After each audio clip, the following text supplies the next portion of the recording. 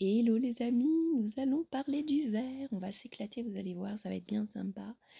Donc je vous laisse écouter un petit peu tout le texte que j'ai réussi à créer et sur toutes les recherches que j'ai faites. Mais d'abord le petit poème. Le vert, c'est la couleur du souffle, c'est celle qui ne cherche pas à te brusquer. Elle t'ouvre les bras tranquillement, elle te serre dans ses bras et elle te dit respire. Alors le vert, c'est la seule couleur que l'œil humain perçoit avec le plus de facilité.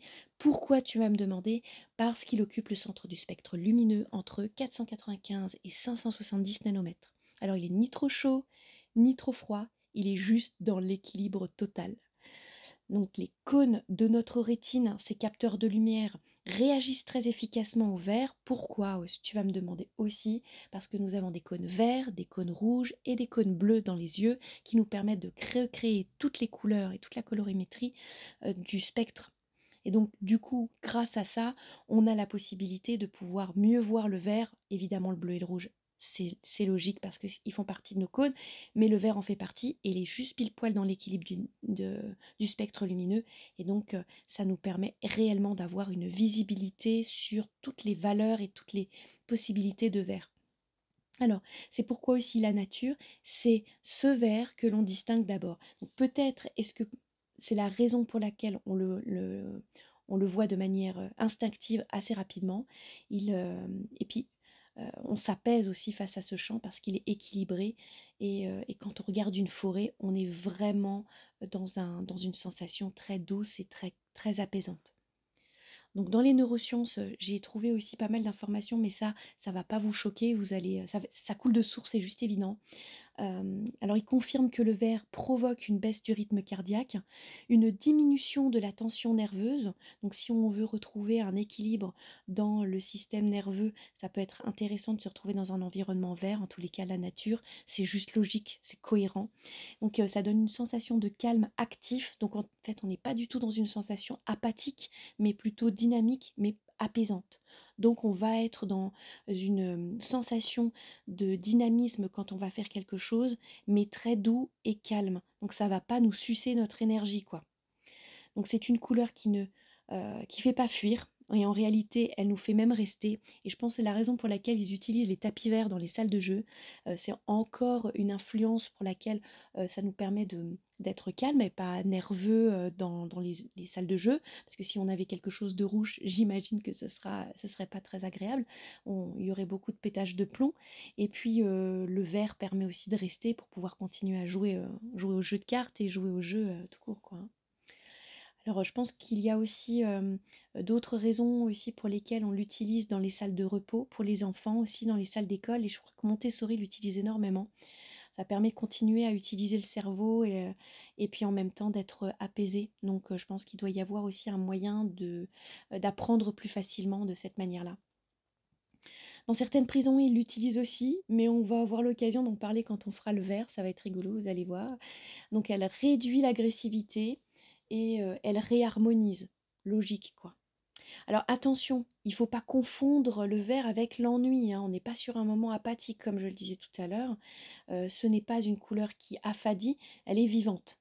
Bon, c'est la raison pour laquelle, comme vous le voyez sur la palette, il y a vraiment des verres très très différents les uns des autres.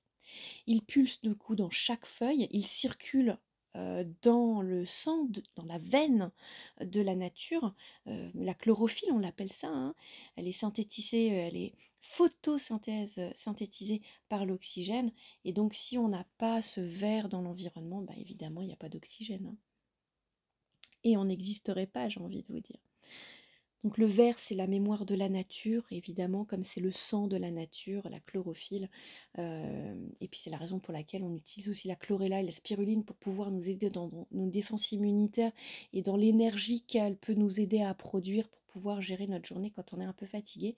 Donc vraiment, ceci explique cela. Dans la symbolique des chakras, c'est la couleur du cœur, Anahata. C'est lui, ce centre énergétique, il est situé entre le haut et le bas et qui fait le lien entre le matériel et le spirituel. Donc pas étonnant, quand on veut retrouver son centre, eh ben, on doit aller marcher dans la nature, hein, la forêt, tout ça, quoi. Des études japonaises sur le Shinryu-ku, je ne sais pas si je le prononce bien, m'en voulez pas. Donc c'est les bains de forêt, montrent que 40 minutes en immersion végétale suffisent à réguler le taux de cortisol. Donc le taux de cortisol, c'est l'hormone du stress. Elle améliorerait du coup l'immunité et elle stimulerait la créativité de faire des bains de forêt. Donc c'est vrai que quand on sait que juste 1 minute de cortisol, quand tu es crevé, stressé, en colère, angoissé, tu mets à peu près 5 heures pour t'en débarrasser, ah ben, j'ai envie de dire 40 minutes de pause, c'est pas de trop dans ton temps et dans ton organisation pour pouvoir retrouver un apaisement et te reposer correctement. Le verre n'agit pas non seulement comme décoration, il est aussi un remède. C'est pas un médicament, mais il recrée l'équilibre. Quand tu peins en verre, tu invites à la régénération. Ça paraît logique, la nature qui s'éveille, qui grandit, qui évolue. Tu crées une atmosphère de guérison, évidemment, hein, de lenteur fertile comme ça, hein. Ce n'est pas une couleur qui cherche la performance, mais l'enracinement. Et dans ces nuances, il y a des messages. Donc je vais vous donner quelques coloris très sympas qui va vous permettre de créer et de vous en servir en fonction de ce que vous cherchez.